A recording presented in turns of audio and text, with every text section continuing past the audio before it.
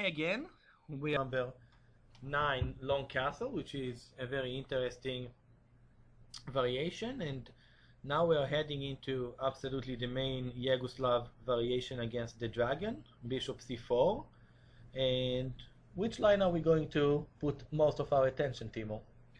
So we're going to focus on the latest version of Dragon that is most competitive on the highest level, ChineseDragon, Chinese variation, and the ideas of bishop d7, knight a5, rook b8, and the potential b5, b4, and also an interesting idea of e5 they're going to be seeing a lot.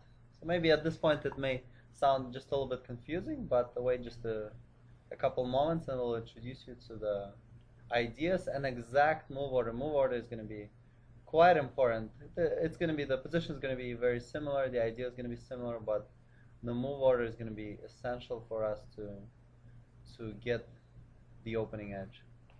Right. I mean, e5 right now looks very, very bizarre, but it does happen after the knight exchanges for the bishop on b3, and then the light squares are a bit more secured, so black actually can go and play e5.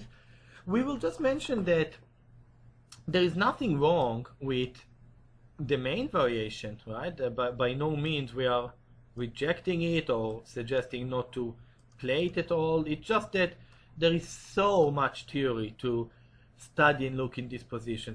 Starting from the move king to b1, h4, the old line, h5, bishop g5, rook c5 with g4, f4, just endless amount really of crazy stuff. And we can probably fill easily 10 hours, five DVDs, each one 2 hours, and wouldn't touch enough. Bishop h6 immediately is a decent enough move. I think that one of the reasons why rook b8 became that popular is because it is, amazingly enough, a more solid approach. We will see that there are not so many checkmates attack here, a lot more positional play. Exactly, there's more play, more ideas, it's not as forced, and you don't have to memorize as much. Exactly, and you know, we have some of the players like Carlsen, Rajabov that playing it, Rajabov, Carlsen, Karyakin with white pieces, and many other super strong players with black pieces, Mutilev, and we have, you know, just Carlsen and Rajabov, the fact they play it is enough for everyone to consider playing this line. So let's go to move 9, bishop c4, and see how we get into a critical position. Bishop d7, and here bishop b3 is indeed the main move. Castle,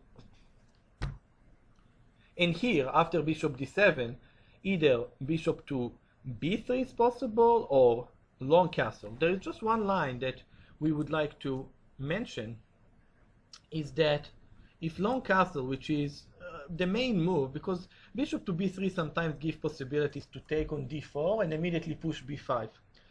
Black should play here the move rook b8. Okay, we are going back to see bishop b3 with, sometimes it gives those immediate possibilities for black. But if we are to look at long castle, then the move that black should be looking at is mainly rook b8, with the idea of take and b5 transposed to the same position. The move knight a5, there is one important game that will be our model game for understanding why knight a5 immediately is not that great. It's a game played by Anand, always a nice example to start with, playing against Kirill Georgiev, which we mentioned in the long castle. We mentioned his name several times, one of the biggest dragon expert in the world in the last 20 years. The main difference is that when the bishop is not yet on b3, white is going to play bishop e2.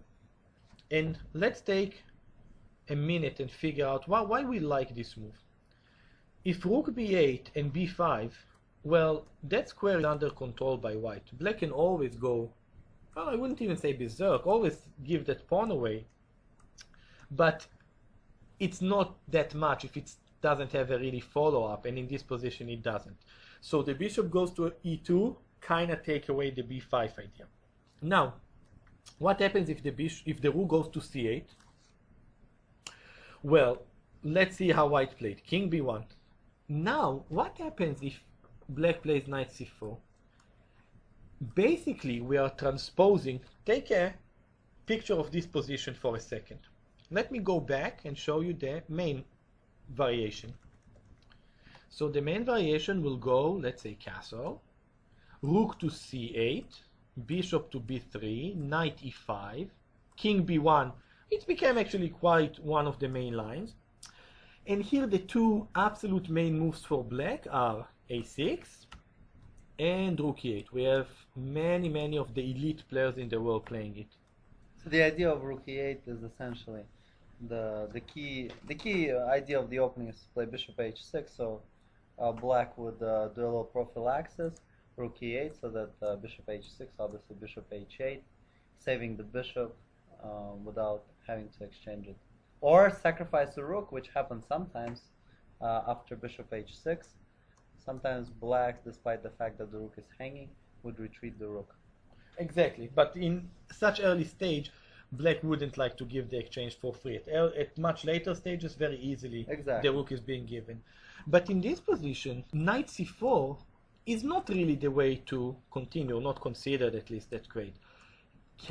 Capture, and here moves like g4 with some ideas, knight d2. I mean, those are considered, there were some model games played in this line, and they are just considered in white's favor. Black doesn't follow that anymore. Like Karpov-Korchnoi, exactly, the really classic from cool 74. Yeah. I was just waiting for you to mention that one of the greatest games in this line from what became basically the world championship match, since Fischer never showed up to 75, and this was the final of the candidate matches. Very narrow margin, 12.5, 11.5 for Karpov. So let's go back and now see our moves. Move order: castle, knight a5, bishop e2. Alright, if you play knight c4, we got the same position in different move order. Therefore, Georgiev played a6. But as we can see, it's just not enough. Anand is wasting no time. G4, b5. The cool idea, the point of g4, what it seems is white is being proactive against the possible h5, so that let's say h4 right here, possible h5. Even though, would you think white would still go for g4 and try to break through? Yeah, obviously white has to be looking at those ideas. Although if white can do it immediately, why not?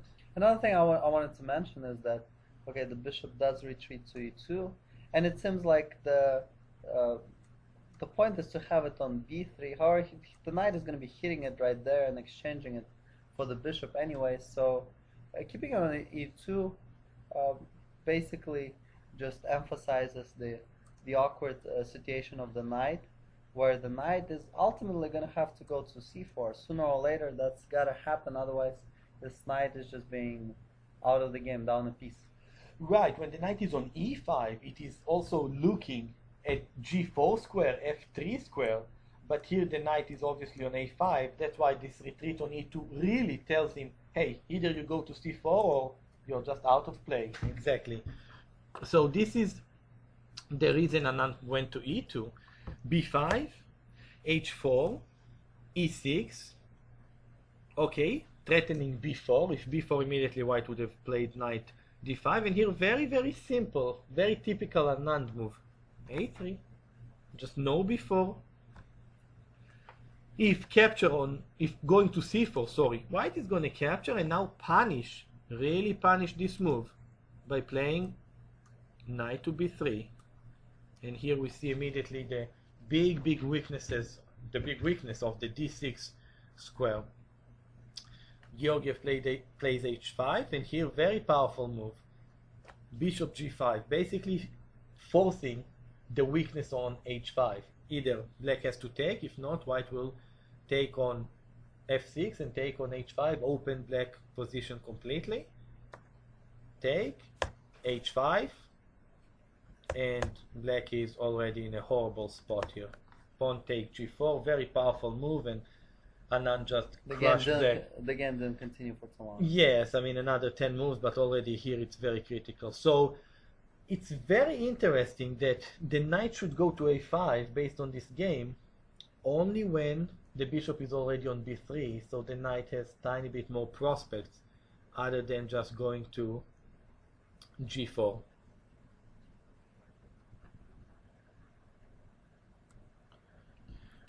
So castle is obviously our main move. We can look a little bit at bishop b3 immediately. Knight a5, right? We